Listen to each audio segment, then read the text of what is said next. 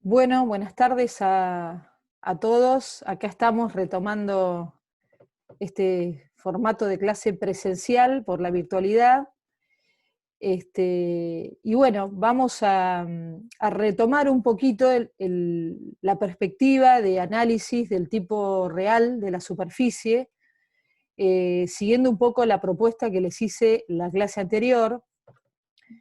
Y vamos a sumar otras perspectivas de análisis del tipo real, y nos vamos a adentrar concretamente en una de ellas que es significativa desde el punto de vista jurídico, que es el régimen legal del derecho real de superficie. Es decir, el régimen legal es cómo el Código Civil y Comercial, cómo el sistema estructura y prevé toda la normativa que regla al tipo real específico. Habíamos propuesto, y yo les sugerí, y voy a decir por qué, el porqué de esta sugerencia, que vale para todos los derechos reales en particular, no solamente para la superficie, de estudiar el objeto de estudio de la clase concretamente desde distintas perspectivas. Habíamos pensado y habíamos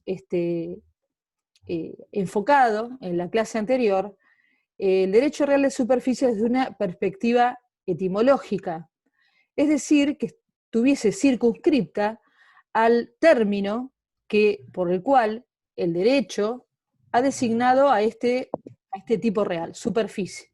Y habíamos dicho que superficie significaba super, sobre, encima, y ficie, cara. ¿Por qué la perspectiva etimológica? ¿Por qué nos circunscribimos al término? Y bueno, esa designación que hace a priori el derecho nos puede dar una idea, una primera aproximación de lo que es el derecho que estamos estudiando. Es una primera aproximación. Con eso ustedes van a poder corroborar si esa primera aproximación de designación a través de un término se corresponde estrictamente con esa designación, o si ese término quedó acotado en el transcurso del tiempo. O sea, en la cronología o en la historia del derecho. Ahora lo vamos a ver, y esto que les estoy diciendo les va a cerrar a medida que avancemos con el estudio de las perspectivas. Esa es la etimología, es decir, los términos en derecho tienen su significación. En este caso, el término superficie. Ustedes van a ver que cuando lean la mayoría de los autores, casi siempre se comienza a estudiar un instituto jurídico, en este caso un instituto jurídico real, desde la etimología del término, por el cual se designa el instituto o el derecho en particular. La otra perspectiva que yo les había propuesto es la perspectiva que tiene que ver con la historia, es decir, con los antecedentes.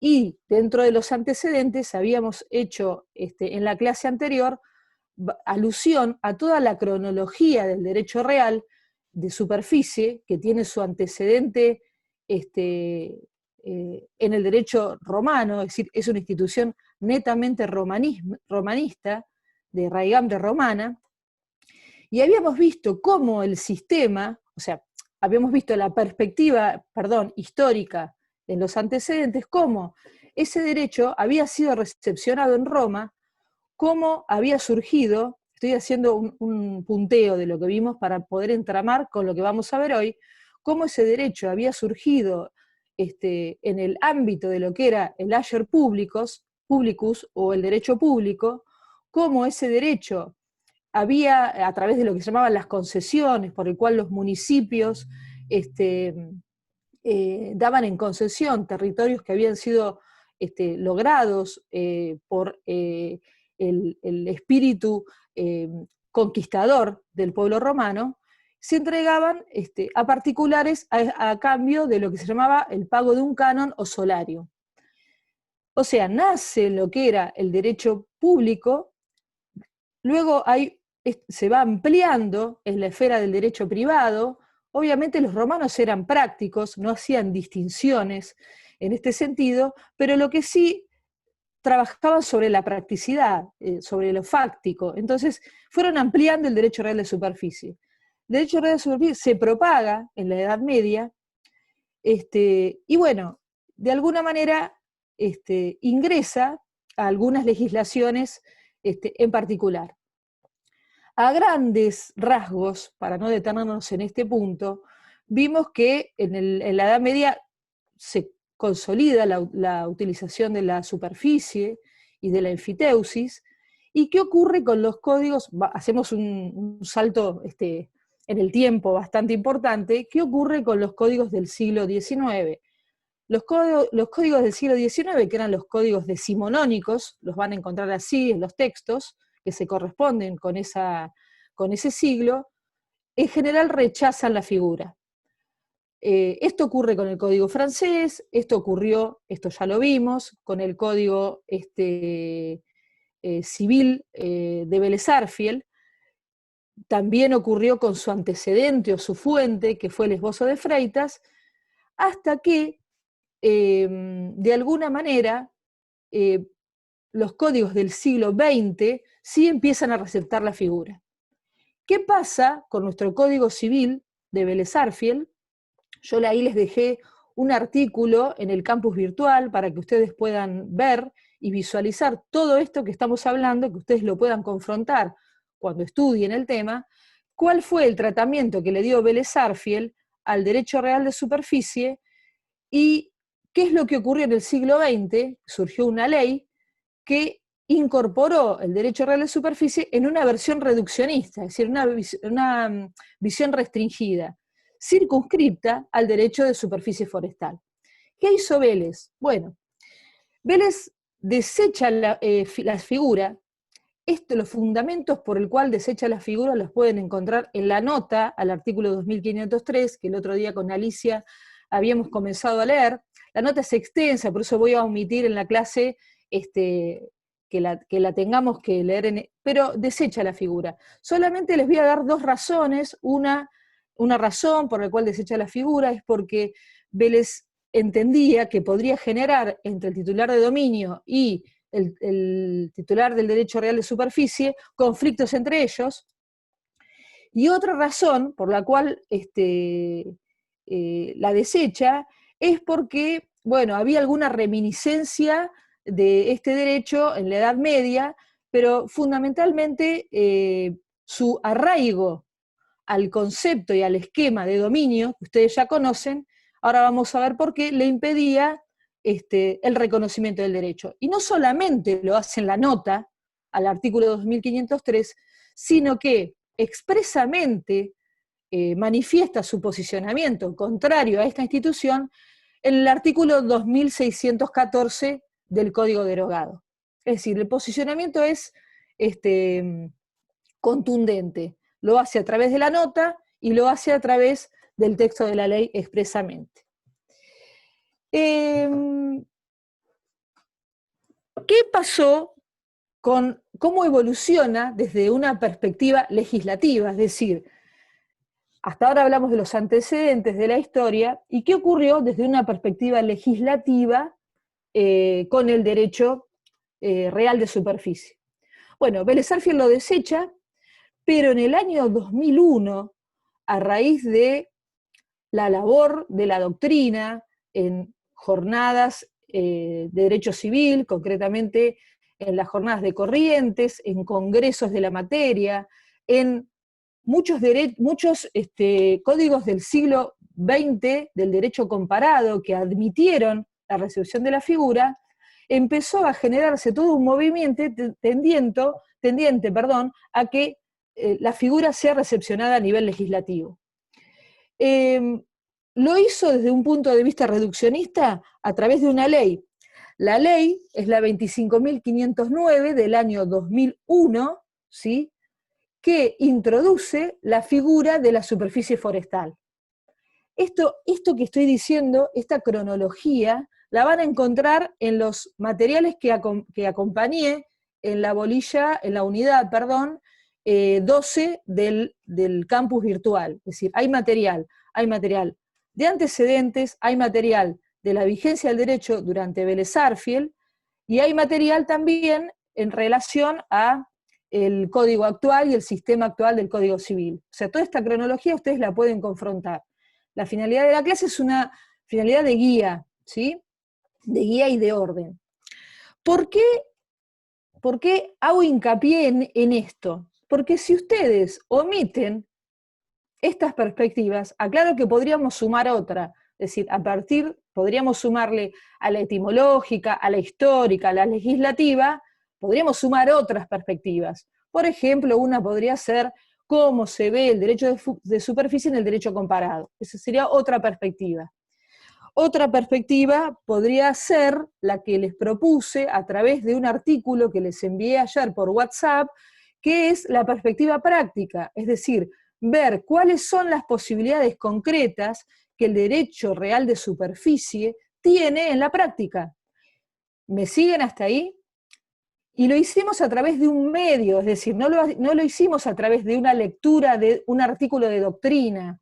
La doctrina es la academia, ¿sí? Sino lo hicimos a través de un artículo que está en un periódico de circulación general, en donde ustedes pueden ver que aquello que estudian en la doctrina, en la jurisprudencia y desde la perspectiva legislativa, también tiene una conexión con la realidad.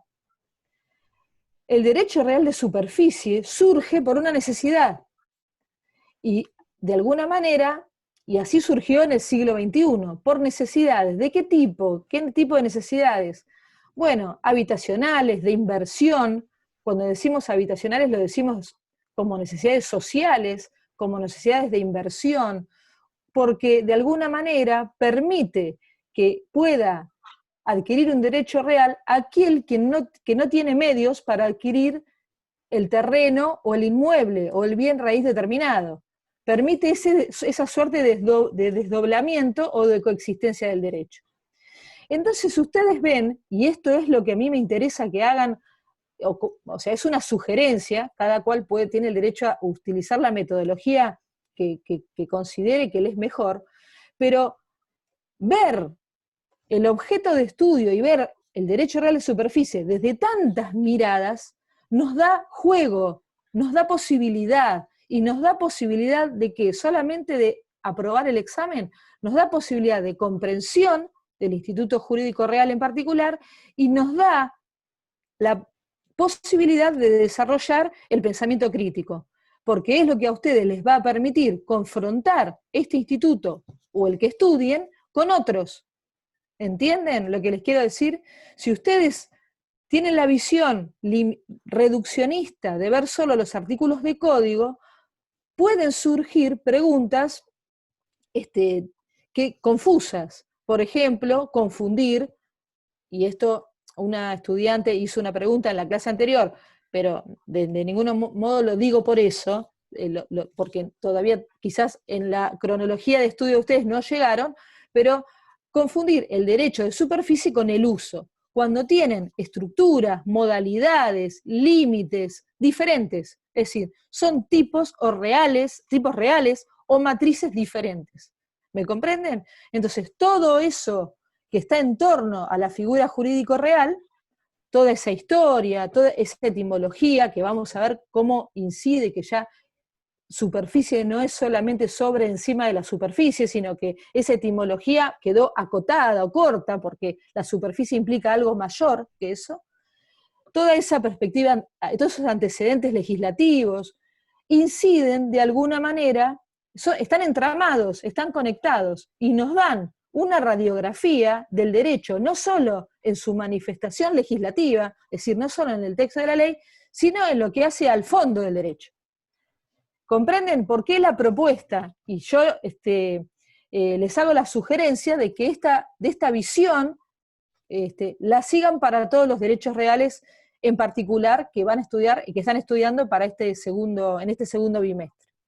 Esa es la mirada, ver que todo está conectado y que todo tiene un porqué y que todo está entramado, ¿sí? No es que el Código Civil y Comercial, de la noche a la mañana, decidió la incorporación de este derecho que estaba prohibido por Vélez. Vélez tuvo tal vez otra razón importante, y que ustedes ya conocen y que ustedes pueden conectar y entramar y pensar, por el cual desecha el derecho real de superficie, que no solamente es el nivel de conflictividad que puede generar entre el titular de dominio y el titular del derecho real de superficie.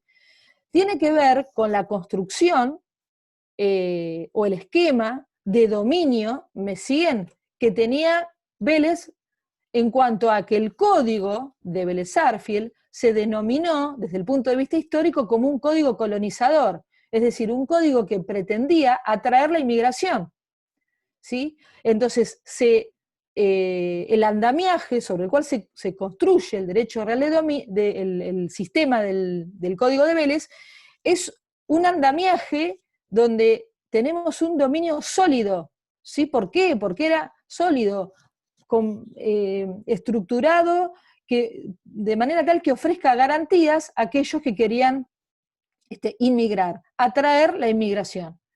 Por supuesto, las leyes son hijos de su época.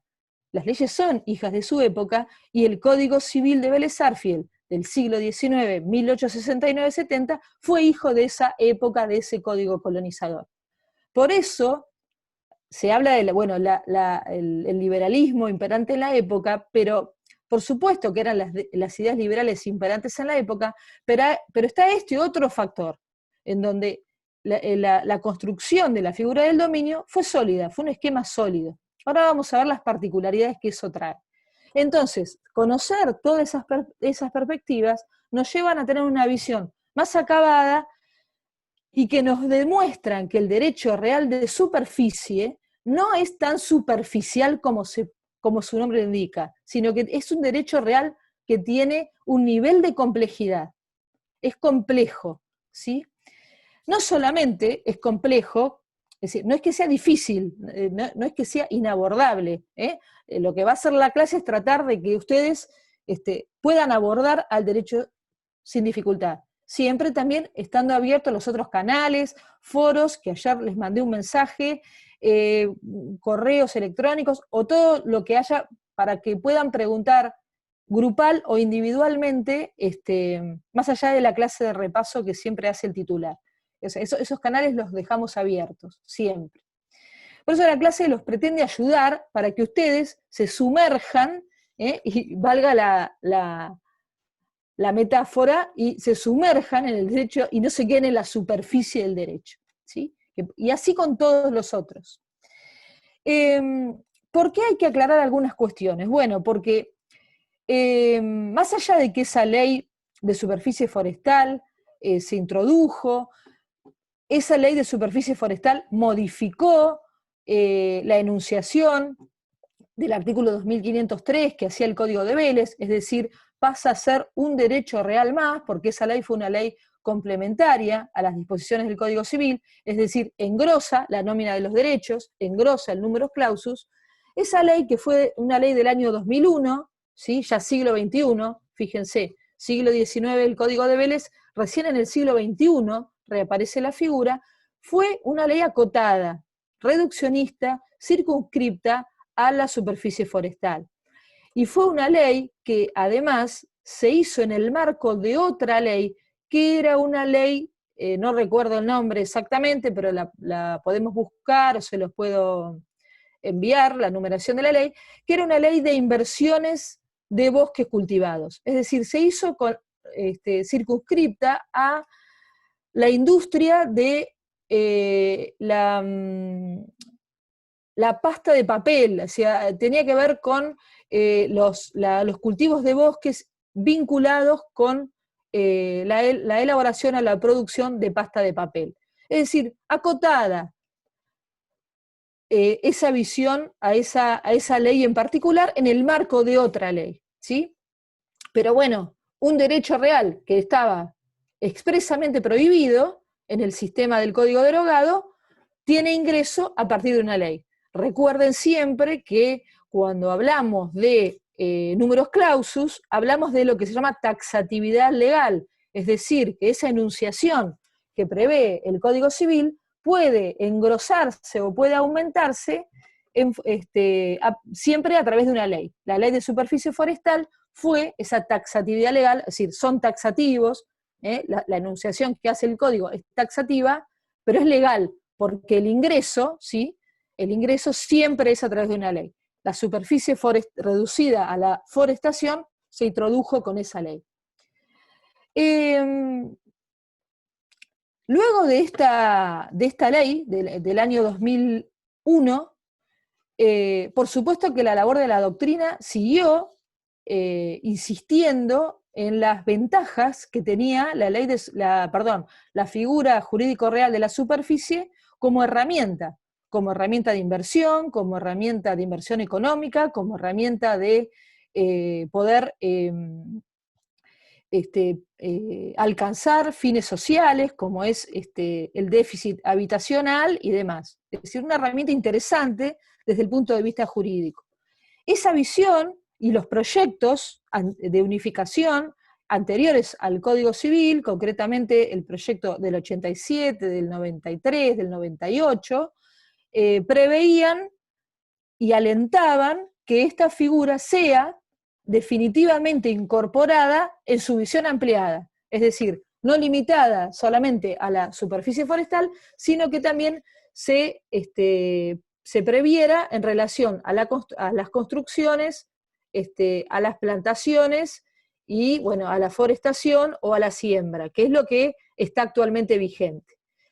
No la superficie agraria, como llama algún autor por ahí, el doctor Alterini refiere a la superficie agraria, sino una visión, un ingreso de la figura jurídico-real al sistema legislativo más amplio y más completo. Eso es lo que ocurrió con el Código Civil y Comercial. En el año 2015 ingresa la figura de la superficie y viene a integrar la enumeración que hace el código a través del artículo 1887, inciso, creo que G, si mal no recuerdo, y si tienen el código ahí, yo les pedí que lo tuvieran. Sí, es el G, profesora, sí. En la clase pasada lo mencionó. Bueno, pero a veces lo que menciono en una clase, ya tanto como el inciso G, seguramente que me la olvido, pero bueno, es el inciso G, lo mencioné en la clase anterior. Pero bueno, viene a engrosar la nómina. Con esto ustedes están viendo un poco cómo funciona esto de la modificación y el ingreso legislativo de una figura. Y la misma situación se genera con la ley, con la propiedad horizontal, que es una figura que creo que ya están viendo o están por ver. Es decir, ocurrió lo mismo. Vélez Sarsfield tampoco permitió el ingreso de la figura, y creo que también en la clase anterior les dijo que la ley 13.512 introduce la propiedad horizontal, pero creo que les dije que era del año 1945, y era del año 1948. Así que todos esa data, ustedes siempre verifíquenla, ¿sí? Pero era del año 48. Es decir, ven cómo es el proceso y cómo en este sistema estructurado que tenemos de los derechos reales, siempre hay una posibilidad de oxigenación, de que un derecho real ingrese, pero nunca ingresa por la ventana. Siempre lo hace a través de la ley. Siempre la taxatividad y la enumeración es de la ley. No solo la enumeración, y esto lo volvemos a recalcar muchas veces, no solo la enumeración, sino también el régimen, la estructura, lo que hace la estructura. Recuerden que cuando hablamos de numerus clausus, todos temas que se van a volver a reiterar en la evaluación y que tienen que volver a conectar, ¿sí? No solamente hablamos de la enumeración de los derechos reales, sino también hablamos de su régimen, de todo el íter, de todo el nacimiento, ¿sí? La adquisición, la modificación, la extinción de los derechos reales, y del derecho real de superficie, aplicamos todo eso de la parte general y de la teoría general al tipo en particular, está regido por las disposiciones del Código Civil, porque es de orden público. Ahí rige el artículo 12. ¿Se dan cuenta cómo vamos conectando? Cómo tomamos todo lo que ya saben, ¿sí? Del primer bimestre, lo tomamos, lo traemos y lo conectamos con lo que van aprendiendo y con lo que están estudiando. Pero siempre hay que tener en cuenta esta perspectiva amplia, porque eso les da juego, les permite pensar.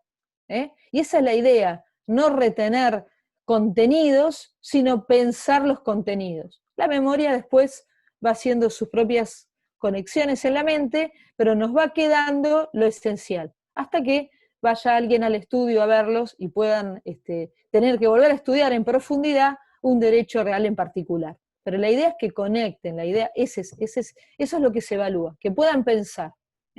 Y esa es la mirada que tienen que tener para esta, ya que tienen la experiencia, para esta segunda parte. Bueno, ahora vamos a ir de lleno a cómo el Código Civil y Comercial del año 2015 regula, ¿sí?, el derecho real de superficie. Es decir, ¿cuál es el régimen legal? Eso que muchas veces en las evaluaciones escritas, cuando hablamos de una figura jurídico real y decimos régimen legal, dicen, ¿qué es el régimen legal? Pasa eso. ¿Qué es la naturaleza? ¿Qué es? El régimen legal no es ni más ni menos que el tratamiento, que el sistema, el Código Civil, es un microsistema que coexiste con otros microsistemas, ¿sí? Les recomiendo siempre que lean los fundamentos del código, porque eso les da una visión amplia también, en todo el derecho privado, no solamente para los derechos reales. Lean los fundamentos, es un microsistema que coexiste con otros, ¿sí? Y que, bueno, ya no tiene tanta centralidad como antes, sino que coexiste con otros más. Bueno, ese es el tratamiento que le da, vamos a ver el tratamiento que le da entonces este Código Civil y Comercial a la figura de la superficie. Como el tema tiene una complejidad, yo tomé una decisión, porque el Zoom tiene sus encantos, ya algunos pueden ver algún encanto, por ejemplo, estar en pijama, cosa que yo tenía hasta recién, pero que ahora no me permito salir acá en pijama, y poder escuchar la clase, tiene ese encanto, pero tiene algunas limitaciones. Fundamentalmente que hay que empezar a buscarle un poco el encanto a esto, pero a veces la atención, y tienen tanto zoom, y yo también tengo otro zoom, y esto a veces dispersa la atención. Por esto y por la complejidad del tema, lo mismo hubiera hecho en la presencialidad, pero acá más, yo voy a dividir la clase, y esto es algo que se conversó tanto con el titular y con la adjunta, con la profesora adjunta, de que podamos dividir el tratamiento legislativo en dos, en esta clase y tal vez otra, ya para cerrar el tema. Es decir, todo lo que ustedes vayan a bordear de este tema, ahí por ejemplo Evelyn puede estar con sus hijos, ahí te vi, pero no, eso es un encanto que tiene el Zoom, pero bueno, que podemos ver y todos vemos un poco la vida del otro, pero no me molesta. A vos por ahí te diste. Entonces, en función de eso, vamos a hacer un desdoblamiento, ¿sí?, de la lectura del articulado. Y el desdoblamiento es que vamos a tomar los artículos que van del 21.14, vamos a ver, perdón, desde el concepto, ¿sí?, vamos a analizarlos, hasta el artículo 21.19. 21.14, que nos vamos a ir entrando, nos vamos a sumergir en lo que es el derecho de superficie. Y el resto del articulado vamos a ver si hacemos otra clase Zoom o una intervención, probablemente hagamos otro Zoom, no sé, lo que ustedes prefieran, o lo conversamos o le manifiestan al contacto que es Brandon, o hacemos otra clase para seguir explicando. Pero vamos a tomar un bloque, porque si no, corremos el riesgo de que, como ustedes no va a ser la única vez que lo van a leer, y no sé si lo han leído, no queremos saturar con la explicación y avanzar tanto con todo el articulado, porque tiene algunas complejidades. El derecho es un derecho complejo, pero no es un derecho difícil, pero legislativamente tiene algún tipo de redacción o una técnica legislativa a veces confusa, ¿sí? Un poco, es muy interesante acá que ustedes puedan ver los artículos de doctrina, además de esta clase, porque los artículos de doctrina les va haciendo, o los códigos comentados, los que tengan código comentado, les va haciendo como un desglose y les va ordenando un poco eso que quiso decir el legislador, y que a veces por una cuestión de deficiencia que tiene el código a nivel redacción o a nivel técnica legislativa, desde el punto de vista pedagógico no es muy pedagógico, ¿sí? O no facilita el aprendizaje. Entonces, eso lo vamos a aclarar. A ver, vamos a a conectar algo importante. El derecho real de superficie lo vamos a ver en conexión con el derecho real de dominio, es decir, con algunas particularidades que tiene el derecho real de dominio, y que como acá, como dijimos en la clase anterior, hay y se produce lo que se llama una coexistencia de dos derechos, es decir, la coexistencia del derecho real de dominio que corresponde al titular y la coexistencia del superficiario o de quien es titular del derecho real de superficie, necesariamente tenemos que retomar, poner un poquito el espejo retrovisor y retomar algo del derecho real de dominio. O sea, algo que ustedes ya conocen.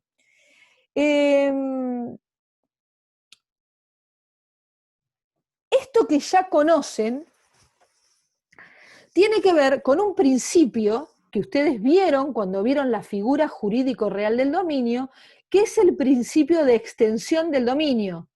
¿Sí? Si alguno me puede ir buscando el artículo que habla de extensión del dominio, mejor, así lo releemos. Si alguno me va asistiendo con eso, mejor, así hacemos la clase un poquito más interactiva. Si el Brandon quiere, o alguien, o levantan la mano y Brandon habilita el micrófono, o lo lee Brandon, que se habilita a sí mismo.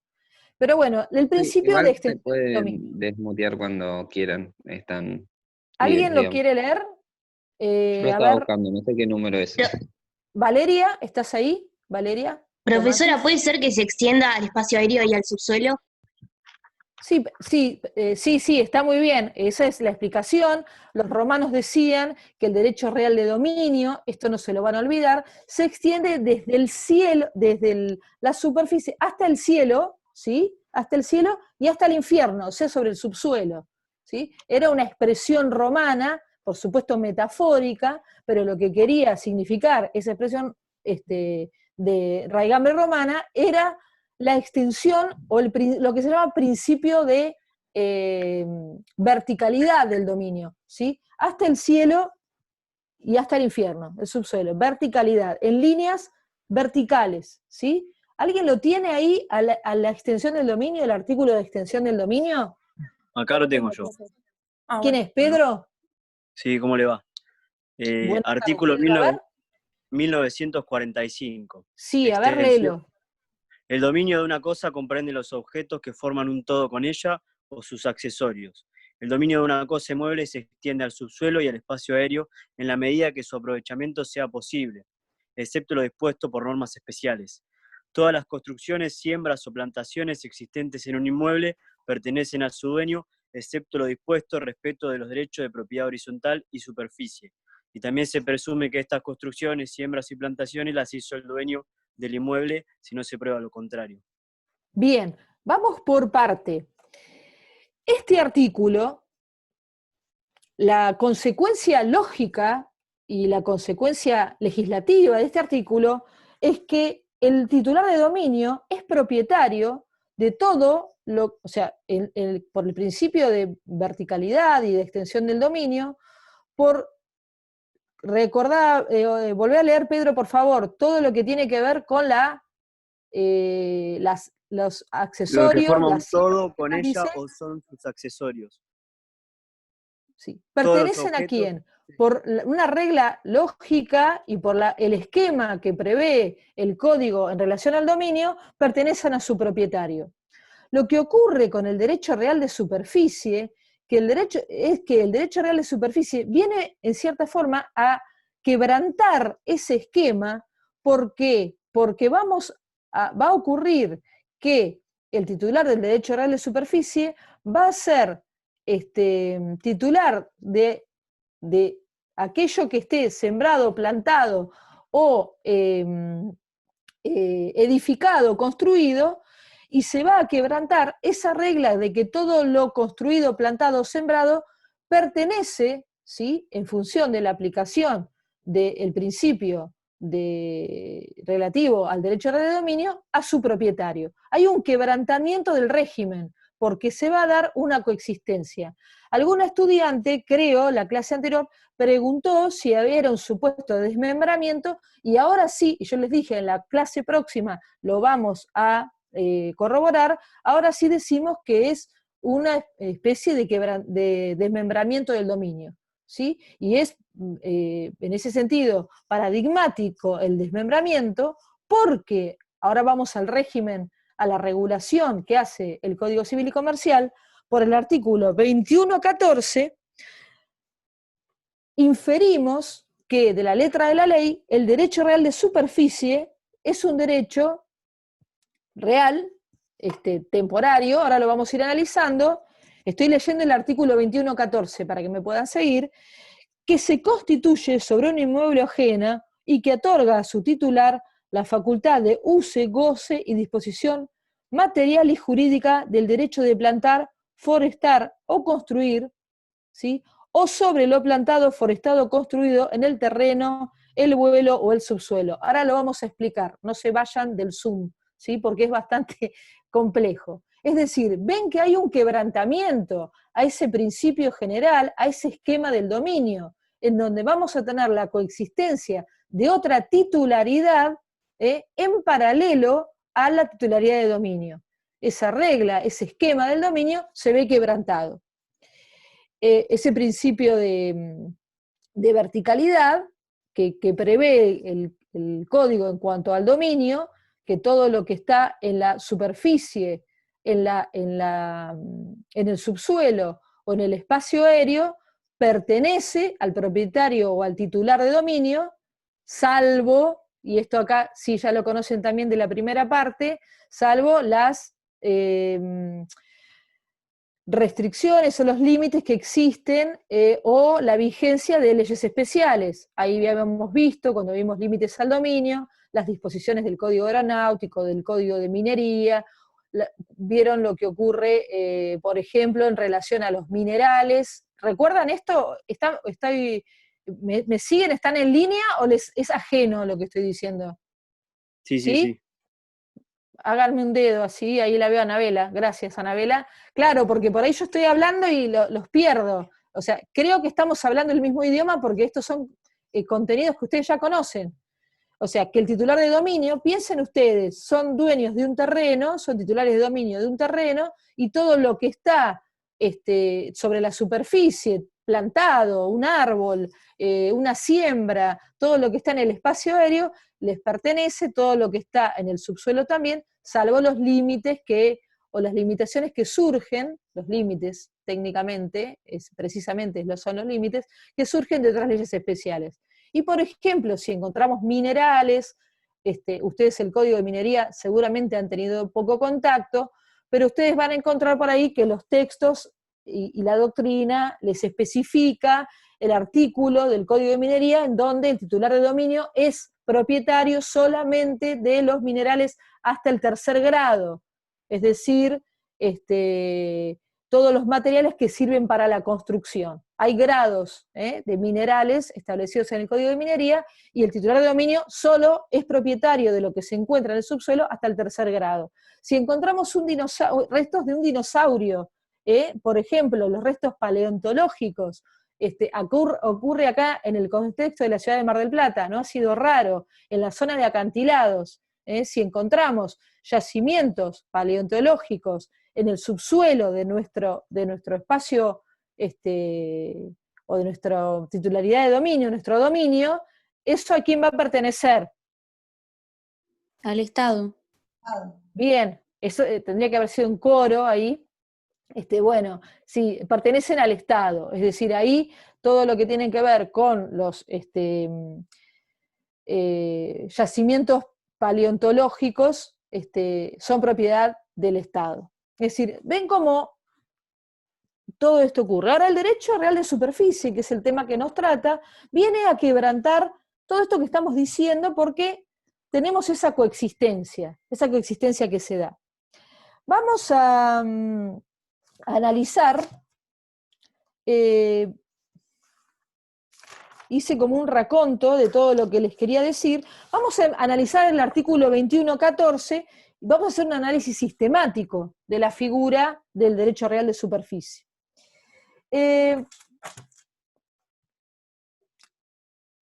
Lo primero que vamos a ver en esta suerte de quebrantamiento, o lo van a encontrar también en alguna doctrina como que es una excepción, no una excepción de la ley, sino una excepción a este principio, a esta extensión del dominio, a este principio que rige en materia de dominio. El derecho de superficie sería como una especie de excepción, pero no una excepción de la ley, como las excepciones que normalmente vemos, sino como una facultad que tienen los particulares, ¿sí? Y ahí sí hay un margen de autonomía de la voluntad, de poder generar en un dominio la coexistencia de un derecho real de superficie. Vamos a ver cómo se concretiza. El artículo 21.14 lo que hace es darnos una fórmula conceptual que tiene algunas precisiones, o nos da algunas pistas, o nos da algunos encuadres que tenemos y que es necesario que precisemos. Lo primero nos habla de una separación. Muy importante estas palabras que pueden ser claves en la comprensión del tema. Nos habla de la separación, de una separación. Nos inferimos, no nos habla expresamente, sino que inferimos del artículo 21.14 que hay una separación de lo que es el derecho real de dominio de lo que es el derecho real de superficie. Es una separación y una coexistencia al mismo tiempo. ¿Entienden los términos? Tenemos un titular del derecho real de dominio, ¿sí? Y tenemos en paralelo la coexistencia de un derecho real de superficie. Separa y coexiste. Esa es la primera. ¿Por qué? El derecho real de superficie es un derecho real, esa es la primera precisión, es decir, la naturaleza de la superficie es un derecho real, tiene raigambre, tiene estirpe real, ¿sí? Que se constituye sobre un inmueble ajeno. Acá tenemos la separación y la coexistencia. ¿Ven que tiene un nivel de complejidad? Tengo un derecho real sobre un inmueble ajeno, se constituye sobre un inmueble ajeno, se separa lo que es el dominio útil, ¿sí? En el derecho real de dominio. ¿Y cómo? ¿Alguien habló? Sí, yo. Tengo una Sí. consulta. ¿Puede ser que haya un derecho real de superficie sobre un mueble, un bien mueble? Como puede ser la construcción en un buque. Ahora vamos a llegar, pero te voy a decir esto para no dejarte con la duda. El sistema del Código Civil prevé, te adelantaste un poquito, pero no importa, prevé la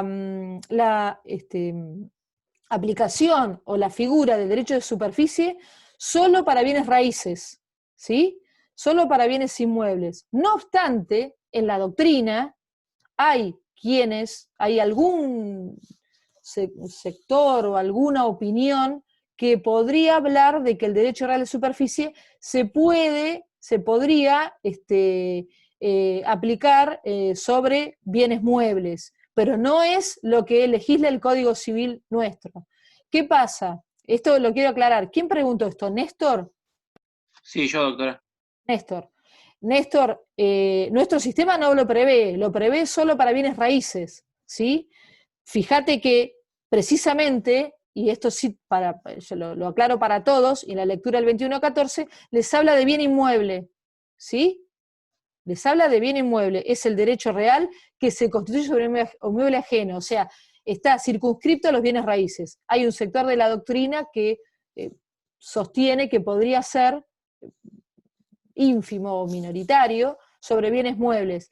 Pero esto aclaro, los sistemas en el derecho comparado, recepcionar la figura del derecho real de superficie, no significa que todos le den idéntico tratamiento. Es decir, el régimen legal aplicable puede variar en cada legislación en particular.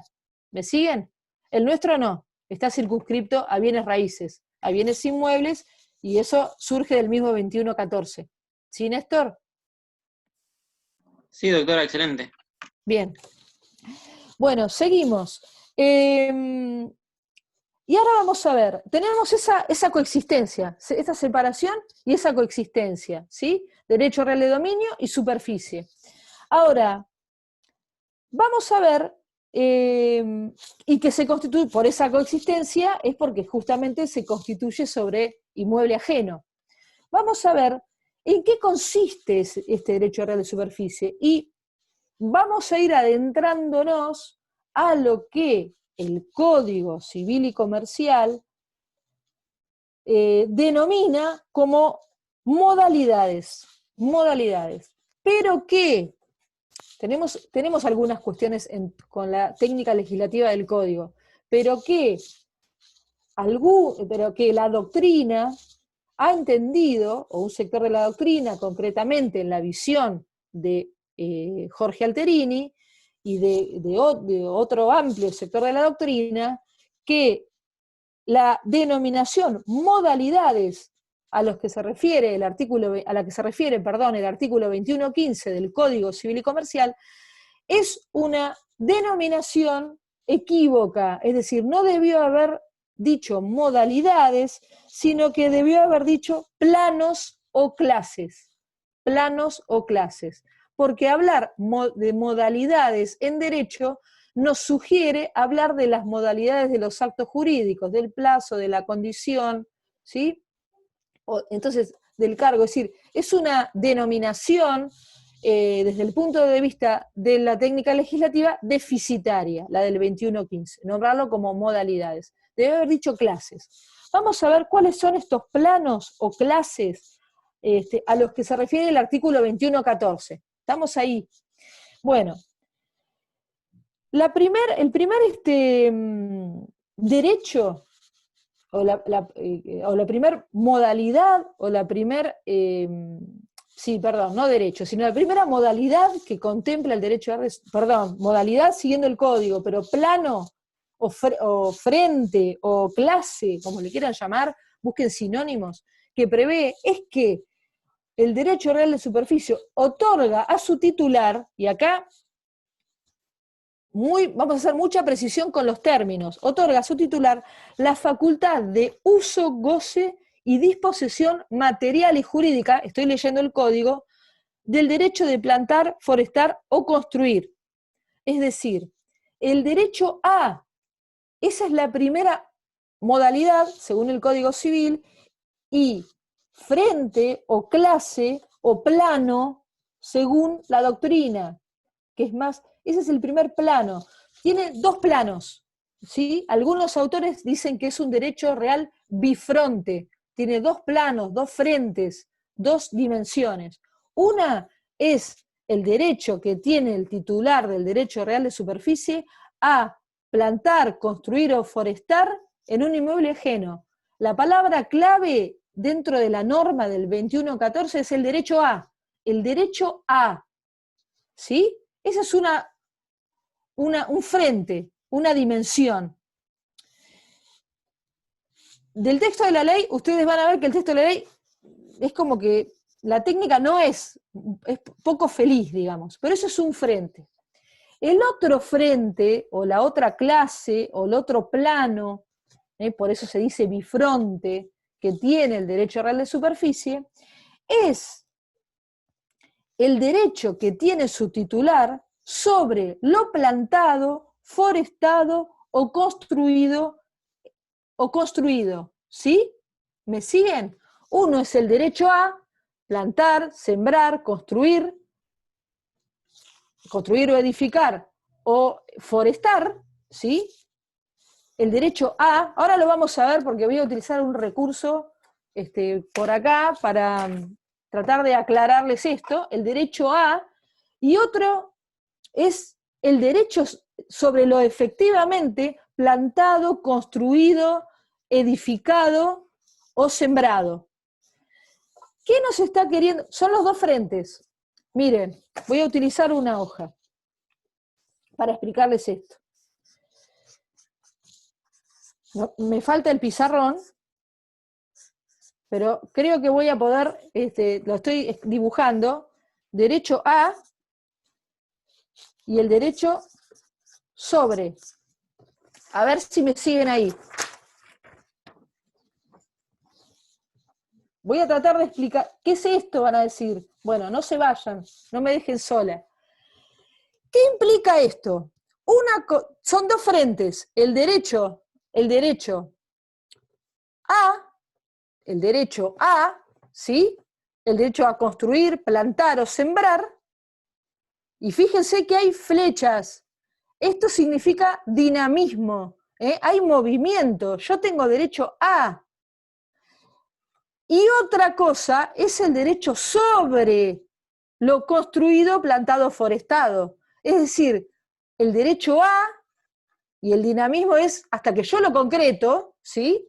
Y otro es el derecho, el otro frente es el derecho sobre lo plantado, construido o edificado. No es muy bueno el dibujo, pero me interesa que entiendan la idea. Son dos planos, son dos frentes. Yo tengo derecho a plantar, construir, sembrar. Ahora, cuando lo concreto, tengo el otro frente del derecho real de superficie, que es que ya tengo un derecho sobre lo plantado, construido, sembrado o edificado. ¿Sí?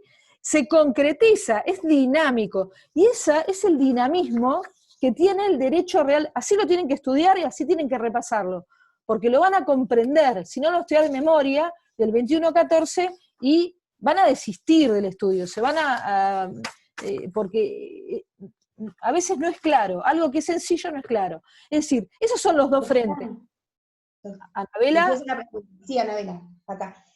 Cuando habla el derecho a, ¿no? Sí. Ese primer frente, es las que se pueden realizar en el futuro, ese derecho que tenemos para realizar eso, ¿no? ¿Sabés que no te escucho prácticamente nada, pero probablemente es mi... Que decía que ese derecho a, en el primer enfoque que estábamos viendo recién, tiene que ver con ese derecho a lo futuro. No sé si lo estoy tomando bien. Más que derecho, claro, sí. En realidad es potencialmente, para usar un término figurativo, tiene el derecho real de superficie, tiene dinamismo, ¿sí? Tiene un dinamismo, por eso es complejo. Tiene un aspecto que es dinámico, por el cual vamos a suponer que yo construyo con Brandon un derecho real de superficie. Una de mis facultades como superficiaria, Brandon es el titular de dominio, es que yo tenga derecho a plantar, construir, sembrar. Bueno, ese es mi primer derecho. Aunque todavía no se haya materializado. Exacto, todavía no está materializado, es un derecho. Entonces, en ese frente, por eso se dice bifronte, ¿me entienden? Porque tiene dos frentes, yo tengo el derecho a que lo voy a concretizar. Esa concretización tiene que ver, vuelvo a mi esquema, tiene que ver con el derecho sobre. Porque yo después de que construí, derecho que sembré y que edifiqué, yo ya tengo un derecho sobre lo construido, plantado o forestado. ¿Me comprenden? Y ese es el dinamismo. Por eso estas flechas que hice significan movimiento. Entonces, los frentes son el derecho a y el otro, por eso insisto mucho en los términos, el derecho a y el otro es el derecho sobre, que es la concretización material a la que vos te referís, Anabela, ¿sí? En lo otro que hay, cuando hay inmaterialidad, en el derecho a hay inmaterialidad, ¿sí? Ahora vamos a ver qué pasa con esa inmaterialidad. Hay la posibilidad de concretar y de construir sobre el inmueble ajeno, construir, sembrar, cosechar o edificar o lo que fuere, ¿sí? O forestar, ¿sí? Pero en el otro frente del derecho es cuando yo ya efectivamente hice esas acciones, o sembré, o coseché, o sembré, o planté, o edifiqué, o foresté. ¿Me comprenden? Y eso es lo que les quiere decir y significar el artículo 21.14. Bueno, les habla también de las facultades, que vamos a avanzar sobre las facultades en la próxima clase, pero que otorga al titular la facultad de uso, goce y disposición material y jurídica del derecho de plantar, forestar, construir, o sobre lo plantado, forestado, construido en el terreno. Ahí están los dos frentes. En el terreno, ahí está sobre qué se constituye el derecho, sobre el terreno, o sea, sobre la superficie, ¿sí? Sobre la superficie, sobre el vuelo, es decir, sobre el espacio aéreo. El código utiliza una terminología que se infiere y tiene su origen, en este caso, inmediatamente en el derecho español, sobre el vuelo, o sobre el subsuelo. También van a encontrar en algunos textos, y creo que en la misma ley, habla de rasante. La rasante es la superficie. Superficie, subsuelo y vuelo. Vuelo es el espacio aéreo. Lo que el Código de Vélez hablaba sobre espacio aéreo, y en la extensión del dominio se habla también sobre la extensión sobre el espacio aéreo. Ven acá la coexistencia claramente y la comprensión de la figura del derecho real de superficie, conociendo el derecho real de dominio, porque esa separación se da en la coexistencia de ambos tipos reales. ¿Comprenden? Profe, Bien, perdón. sí, ¿Le puedo hacer una Agustina. pregunta? Sí, yo. Quería saber a qué se refería con que las flechas son dinámicas entre el frente A y la Bueno, posibilidad de... a ver, yo no sé cómo simbolizarles la concreción. Entonces, esas flechas son producto de una construcción mía, ¿no? Pero el dinamismo, es decir, yo tengo el derecho a, puede que yo lo utilice ese derecho a construir, sembrar, o esas flechas es movimiento, algo estático, y las flechas como que va progresando. ¿Dónde lo tengo por acá? Yo tengo el derecho a, y va progresando hasta la concreción que refería Anabela. Acá lo que tengo es un derecho a, acá tengo un derecho. ¿Los derechos cómo son? Los derechos son inmateriales, ¿sí? Hay inmaterialidad, pero yo lo concretizo, o sea, a medida, y ese es el dinamismo de las flechas, que construyo, edifico, planto o foresto. ¿Me entendés, Agustina, lo que quise significar? Sí, Es la concreción. Por eso son los dos frentes. Vamos a ver que esto tiene algunas particularidades y algunas significancias, esto del derecho a y el derecho sobre. Pero bueno, por eso es importante buscar esquemas de comprensión. Yo, estoy limitada porque no tengo el pizarrón, tampoco quise usar un PowerPoint estático, sino, Tengo una pregunta de Valeria Tomatis, que cambió a otra compu y no tiene audio ahora. Dice, te puedo preguntar respecto al derecho sobre, que al cabo del tiempo el superficiario lo pierde y le vuelve al propietario. ¿También es un derecho sobre para el propietario? ¿Tiene que ver con el bifronte? Bueno, eso va, ¿qué ocurre? Si creo que quiere decir eso, Valeria, si el superficiario no lo ejerce a ese derecho, o sea, no construye, tiene un efecto eso. Eso lo vamos a ver más avanzados en el articulado. No es que le quede en suspenso la respuesta para no demorarnos, pero que la mantenga, Valeria, para esta o para la próxima clase, porque la vamos a ir contestando, para no acelerarnos en el aprendizaje. Vamos por parte, eso es lo que ocurre después, ¿no? Pero vamos por parte ahora. Está en suspenso. Como quedó el otro día alguna pregunta en suspenso, las mantenemos en suspenso. Había ocurrido esto en relación al desmembramiento, entonces, bueno, la mantenemos ahí en suspenso a la pregunta de Valeria. Bueno, vamos a deducir, entonces, ¿vieron cómo estamos tratando de hacer un poco lo que hacemos en clase?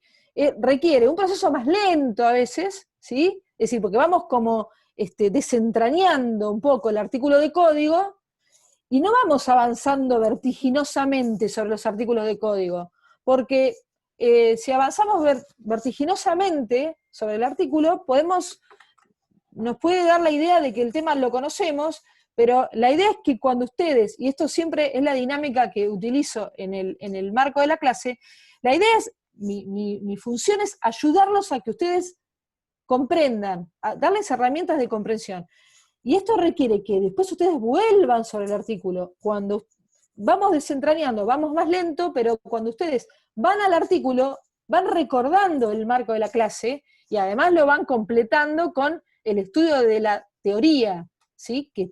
De la doctrina, de los artículos que les alcanzo. Entonces, es facilitarles la comprensión. Esa es la finalidad de la clase, por lo menos yo siempre la concibo así, y no repetir el autor, porque para eso están los autores, ¿sí? Pero hacerles más fácil la comprensión del régimen legal. Por eso prefiero ir lento, pero ir sobre seguro, y siempre dejar abiertos los canales.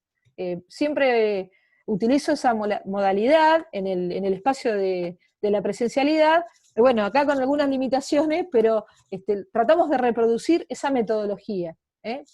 Desde mi perspectiva, humildemente me parece que es la que les da más resultados. Después ustedes avanzan más rápido, los tiempos los aceleran ustedes, y no que los acelere yo y se me queden en el camino. Entonces vamos a seguir un poco sumergidos en este 21.14. Nos habla de que el derecho de superficie es un derecho real. Obvio, me van a decir, doctora, está en la nómina, ¿sí? Lo dice la ley. Bueno, sí, o sea, la naturaleza de la superficie tiene estirpe real.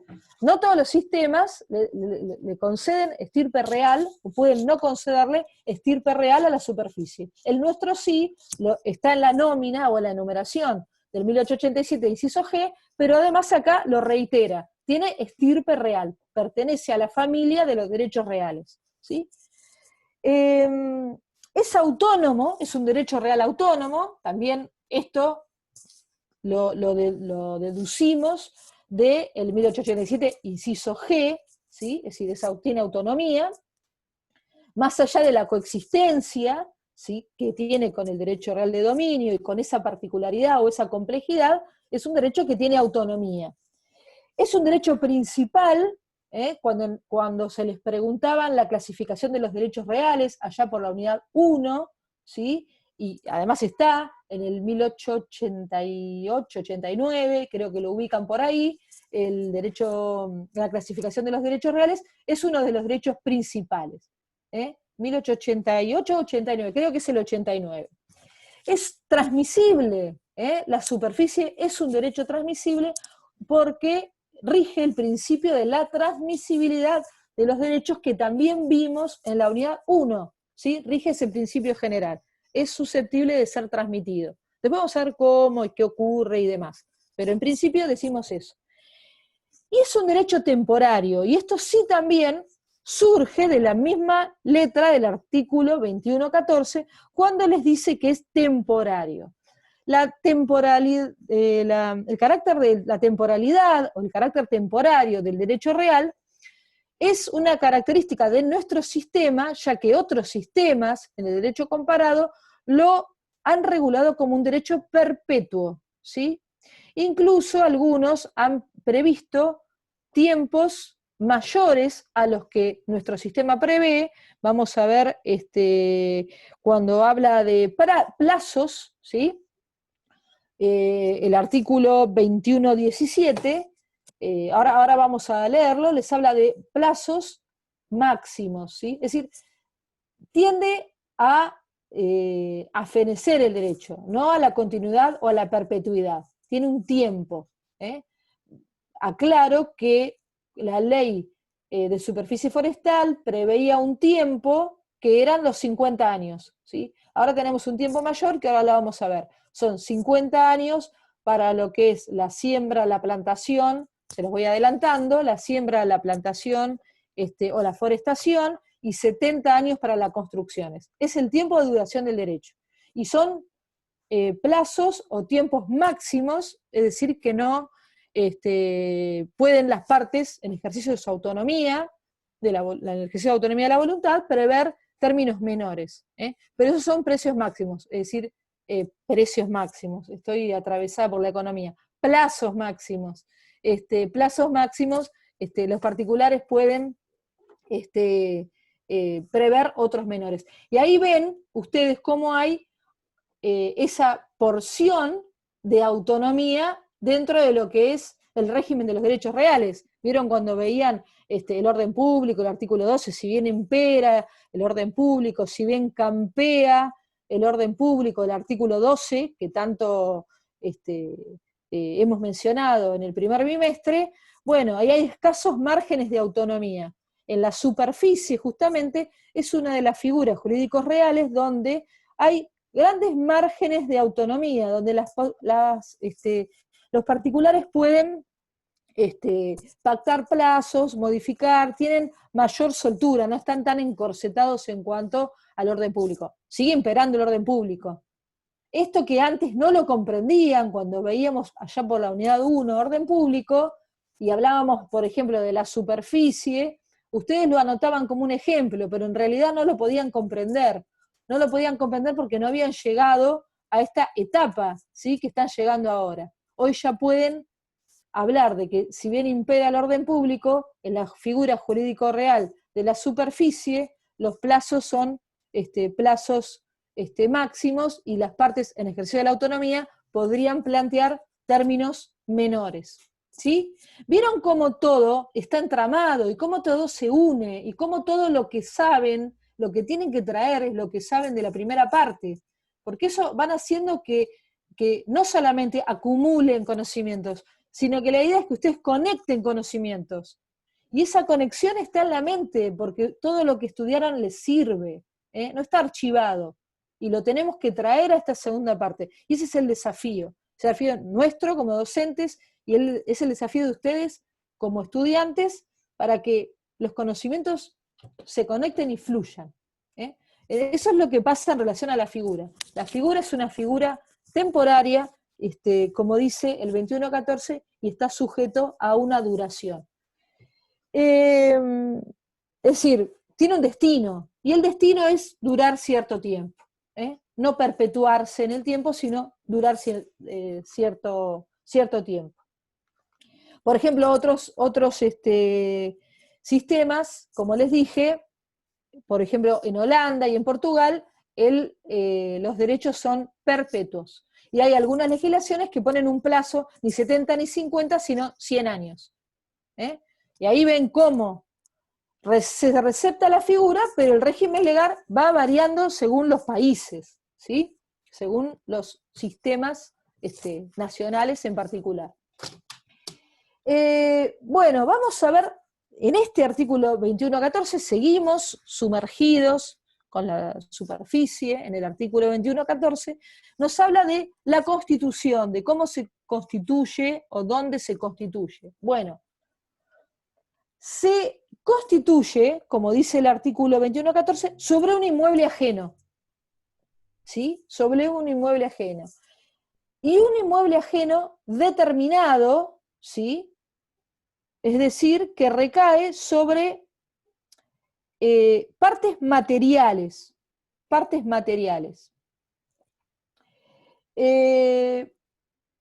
Ahí, en esta parte, era donde yo había pensado hablarles respecto de lo que hoy preguntó Néstor, que se refería a la posibilidad de constituir el derecho de superficie sobre bienes muebles. Bueno, el código lo desecha, habla de bienes raíces, pero dejamos esa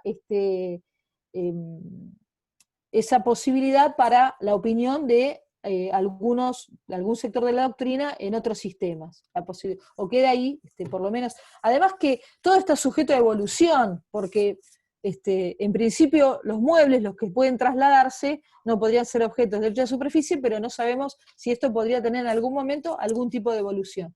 Y eso es lo que les permite a ustedes conocer los antecedentes, porque pueden tener un pensamiento crítico sobre cómo podría llegar a mejorarse esta figura el día de mañana.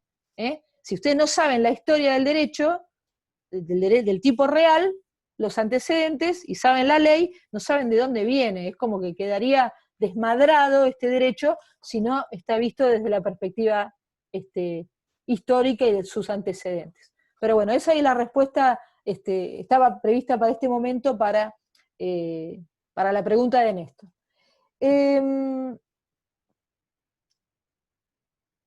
Sin embargo, hay una aclaración que vamos a hacer, y esto tiene que ver con algo que dijo hoy Anabela. Cuando el derecho real de superficie recae sobre el derecho A, ¿sí? Acá surgió algo que hoy dijo Anabela, que todavía no existe la materialidad, ¿sí? Es decir, no hay materialidad. Y el derecho real sobre la inmaterialidad, en principio parecería que desde el punto de vista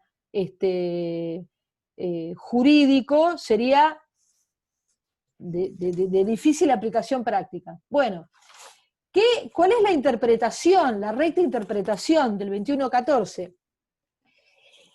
Y acá también traemos algo que dijo Anabela. Ese derecho, esa materialidad, la definimos como ahí ya habló de concreción, creo que habías dicho, ¿no, Anabela? O si no lo dijiste vos, lo dije yo. Es la potencialidad de concreción. Esa potencialidad, ese dinamismo que está íncito en el derecho real de superficie, después se va a concretizar sobre la materialidad, sobre una cosa tangible, ¿sí? ¿Qué pasa acá? ¿Se puede disponer físicamente? ¿Se puede disponer físicamente o se puede disponer materialmente, para ser más precisos, sobre un derecho, sobre la inmaterialidad, sobre algo que no existe? Bueno, en principio jurídicamente es imposible disponer sobre algo que es inmaterial, ¿sí? Ahora, jurídicamente, ¿acuerdan disposición material y jurídica?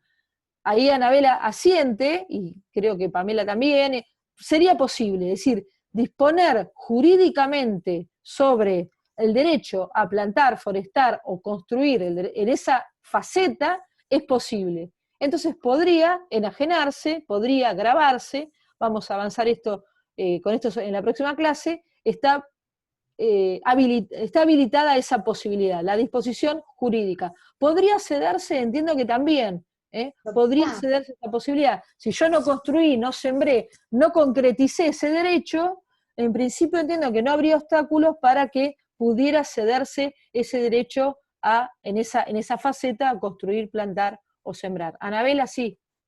Sí, eso tiene que ver, lo que está diciendo también, con que, o sea, necesitamos el título suficiente para la Constitución, o bueno, no lo estoy entendiendo bien.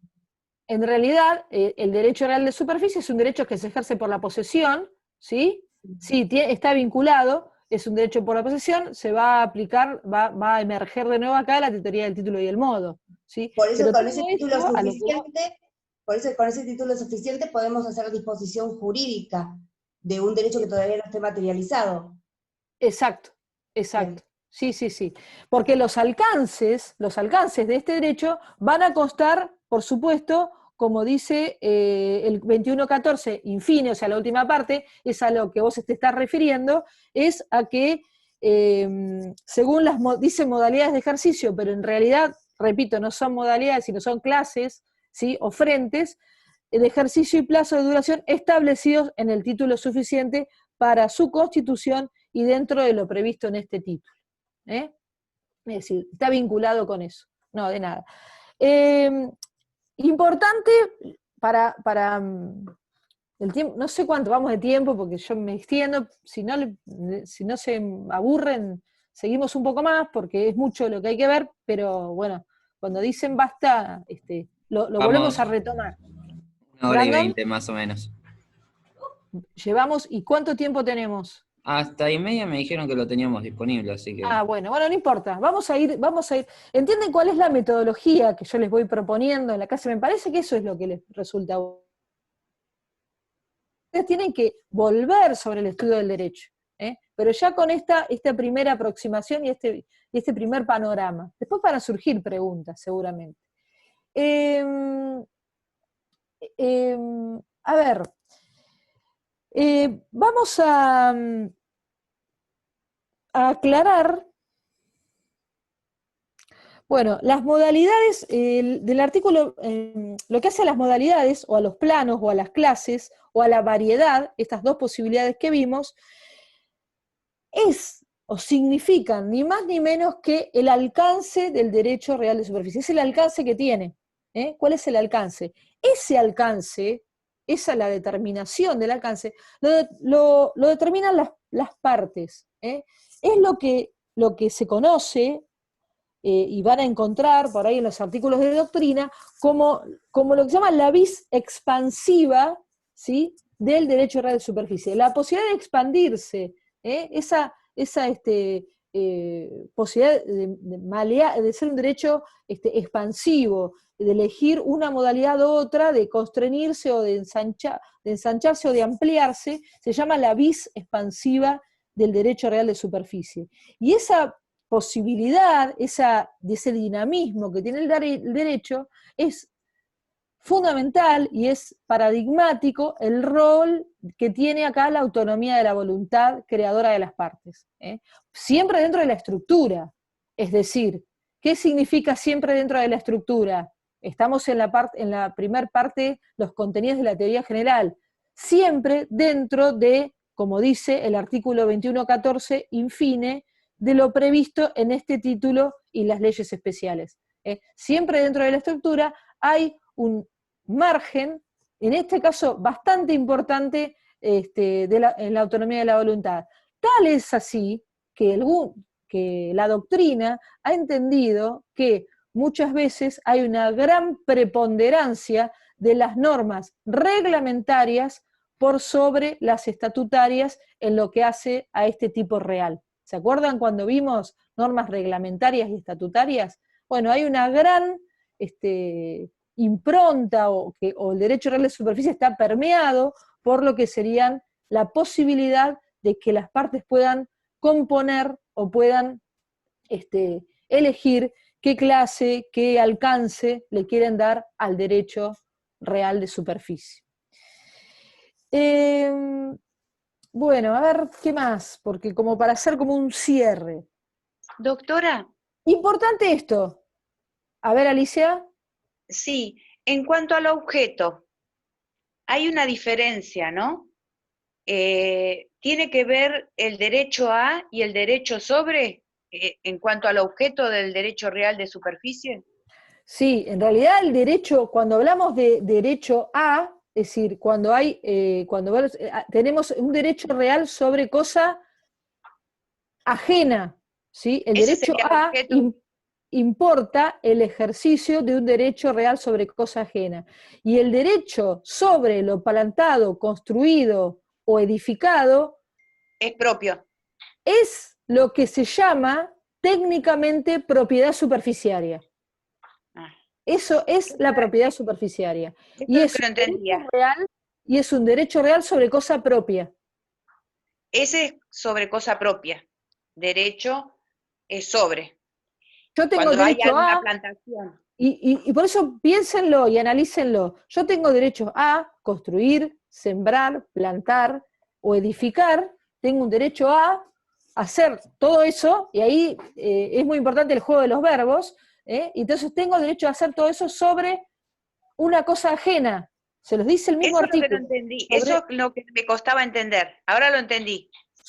O sea, se lo dice el mismo artículo, lo que pasa que es poco feliz la redacción del artículo, pero dice, se constituye sobre un inmueble ajeno, ¿sí? En cambio, en el otro caso, el derecho sobre lo plantado, construido, es decir, cuando ya se materializó, cuando ya se concretizó, como refirió hoy Anabela, ya tenemos un derecho real sobre cosa propia.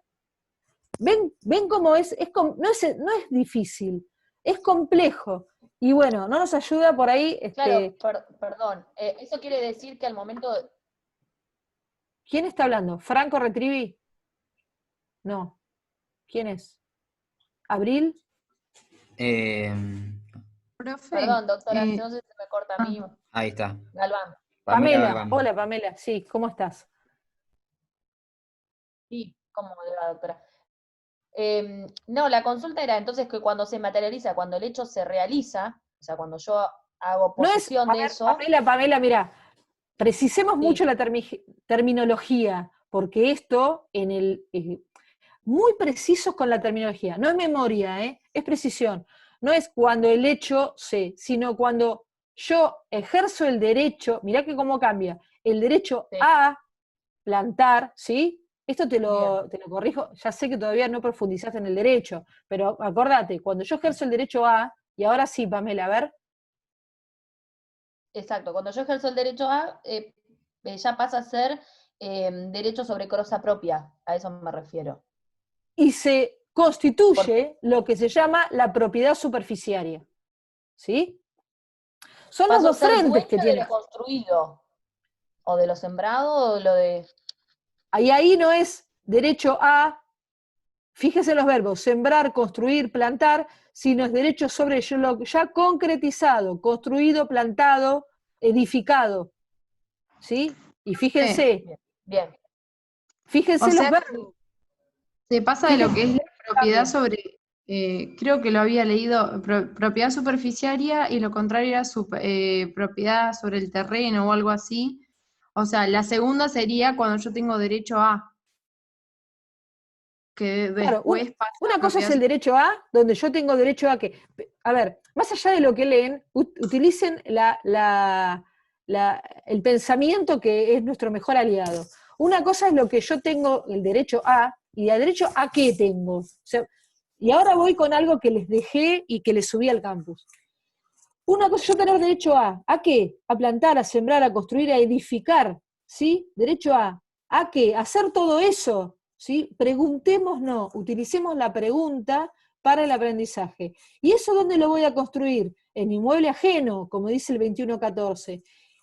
Ese derecho a construir en inmueble ajeno me da la pauta de lo que yo tengo ahí es un derecho sobre, valga la redundancia, cosa ajena, inmueble ajeno. Cuando yo dinamicé, y ahí vienen las flechas, y concreticé, y materialicé, siguiendo la pregunta de hoy de Anabela, lo que yo tengo es un derecho sobre cosa propia. Eso ya, al haber intervenido, al haber concretizado, al haber materializado, yo ya tengo un derecho sobre algo que es mío, ¿sí? Que está en terreno ajeno, porque justamente esa es la coexistencia y es la particularidad de superficie, ¿sí? Fíjense que ahí es donde entra a jugar la excepción que vimos al dominio, que todo eso yo lo hice mío, porque justamente esa es la característica de la herramienta. El derecho real de superficie permite que una persona pueda construir, ahora voy a ir a un ejemplo bien doméstico que lo van a entender, permita construir, pueda sembrar, pueda forestar, y lo puede hacer en el terreno de otro, cuando a veces no puede acceder a la compra del terreno, pueda sin embargo hacer todo eso y tener un derecho real. Por eso no es un derecho de uso, Pamela, como vos me preguntaste en la clase anterior. Yo dije, después lo vamos a ver a eso. Derecho de uso es otro, creo que eras vos, no sé si eras vos, pero el derecho de uso es otro tipo real, tiene otra modalidad, tiene otras limitaciones. Piensen en este ejemplo. El hijo quiere construir su casa y no puede acceder a la compra del terreno, no puede, económicamente no puede hacerlo, y decide construir en el terreno de su padre, ¿sí? Y sobreleva, por ejemplo, en el espacio aéreo, sobreleva una construcción, ¿sí? Y tomando como base lo ya construido, después vamos a avanzar sobre eso en la próxima intervención docente. Es un caso que tiene mucha aplicación práctica. La persona puede tener un derecho real de superficie, se puede concretizar, materializar ese derecho cuando no tiene acceso a la compra del terreno. Miren qué importante y qué herramienta importante puede ser. Imagínense eso desde el punto de vista social, puede ser una herramienta importante. Lo que pasa que hay una cuestión que es contracultural de pensar que una persona no puede ser propietaria de otra cosa que no sea un terreno concreto. Es un tema contracultural. El derecho de superficie también puede ser muy útil para las inversiones, ¿sí? Desde el punto de vista de la inversión. Tiene muchas potencialidades y es lo que les quise transmitir yo por ese artículo periodístico en un medio que les hice llegar por Brandon a través del WhatsApp. Es decir, la idea de todo esto que yo les voy enviando es que ustedes conecten. Solo una cosa más digo, vamos a seguir la próxima clase. Sigan leyendo, no abandonen el derecho real de superficie. Si van por otra parte, no importa, lo dejan ahí, lo vamos a seguir aumentando, el caudal de conocimientos y sobre todo el caudal de explicación, porque el conocimiento está en todas partes, y la clase tiende a la explicación, a desentrañar todas estas cuestiones que a veces les pueden generar dificultad. Esto les dejo, todo lo que yo les voy enviando por el campus, que puede ser desde un artículo de doctrina, puede ser un artículo periodístico, otro día será una jurisprudencia. Esto es una construcción que ustedes tienen que ir haciendo. Yo tengo el límite en el tiempo, en el tiempo y en el espacio, a través de estas clases. Podemos tener otros canales, el foro, pero el rompecabezas del tipo real lo tienen que ir armando ustedes, para que si ustedes comprenden cuál es la aplicación práctica y la ventaja de esta herramienta, que es un derecho real justamente de la nómina, puedan decir, bueno, tenemos estos ejemplos prácticos, que a veces es lo que les cuesta, ver la utilidad o ver la aplicación práctica del tipo real de que se trata. El dominio es fácil, el condominio también, la propiedad horizontal también, por una cuestión de cotidianeidad, o porque muchos tienen vinculación, comprender ese tipo de figuras, pero a veces hay otras figuras, ocurre con el derecho de anticresis y demás, que por ahí son ajenas a nuestra cotidianeidad, ¿sí? Y entonces a veces les cuesta bajar al plano de la práctica. Todo eso que yo les voy enviando, que no los quiero abrumar, es para que ustedes le vayan dando sentido. Y esa construcción de sentido la hacemos desde la clase, pero también la tienen que ir haciendo ustedes, ¿sí? Yo lo hice esa pregunta porque pensando en la pregunta esta del trabajo, que decía, ¿qué tipo de derecho real? No, la tercera, ¿cuál es el objeto sobre el cual se constituye el derecho real de superficie? Y sí. Tiene un doble objeto, vendría a ser. Bien, les voy a aclarar algo sobre ese trabajo que dice Alicia. Esto, lo que yo les pregunto, está todo en la ley, pero solamente les quiero decir lo siguiente. Yo pensé, y es una idea que también tengo para implementar en aquellas personas que buscan acompañamiento aparte del curso regular, es que no son preguntas que ustedes me tienen que contestar a mí. Es decir, no es un cuestionario que ustedes me van a contestar y yo les voy a devolver como bien o mal. Es que ustedes empiecen, como van a rendir oral y no están acostumbrados, ustedes empiecen a utilizar o a ejercitar un aprendizaje basado en preguntas. Las preguntas no siempre estén acostumbrados que las tiene que hacer el docente. Las preguntas se las tienen que hacer también ustedes y estudiar extrayendo preguntas. Ejemplo, de este 21.14, muchas de esas preguntas están vinculadas a este 21.14, son preguntas que yo extraje.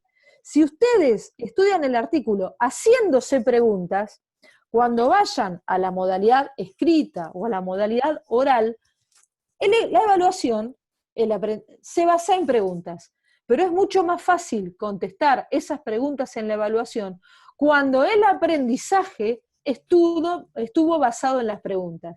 Entonces, yo lo que hice con eso es dejarles un ejemplo, que por eso les dije, son disparadores, es una modalidad que me parece que les puede ser útil, pero no es un cuestionario, el cuestionario lo pueden ir haciendo ustedes, y en todo caso, después preguntarme por el foro o decirme, doctora, esto era así, esto era, ¿sí? Pero acostumbren a hacer ustedes su propio cuestionario de preguntas. Estudiar con las preguntas es más fácil que estudiar linealmente un texto, tienen que hacer hablar, ese es el desafío, hablar a los textos, hablar a la ley. Y eso lo hacen a través de la pregunta. Las preguntas, de alguna manera, surgen, fíjense, piensen en la evaluación, esto lo digo porque no están acostumbrados a la oralidad, pero estudiar el aprendizaje basado en preguntas es una metodología de aprendizaje, es una metodología de enseñanza, pero también es una metodología de aprendizaje. Yo los invito a eso. Ustedes háganse preguntas. Pueden trabajar en grupo, pueden trabajar individualmente, pero tener en cuenta la pregunta. Y van a ver que cuanto más preguntas se hagan, es como que exprimen el contenido, después todo es mucho más fácil, porque están de los dos lados, del que pregunta y del que se contesta. ¿Me entienden? Entonces, en ese sentido, ese ejercicio yo se los propongo, y esa fue la finalidad de esa actividad que yo puse, actividad opcional. Es una actividad que les sirve como metodología. Bueno, cerramos acá, no quiero seguir robando esto, pero vamos a continuar. Bueno, si a veces vamos lento, vamos a priorizar un poco aquello que consideramos que les da más calidad, generar un espacio diferente, siempre un espacio diferente, aún dentro de la cursada, y sepan que todos los canales quedan abiertos, y bueno, y es muy importante que ustedes acompasen estos espacios de clase con lectura también,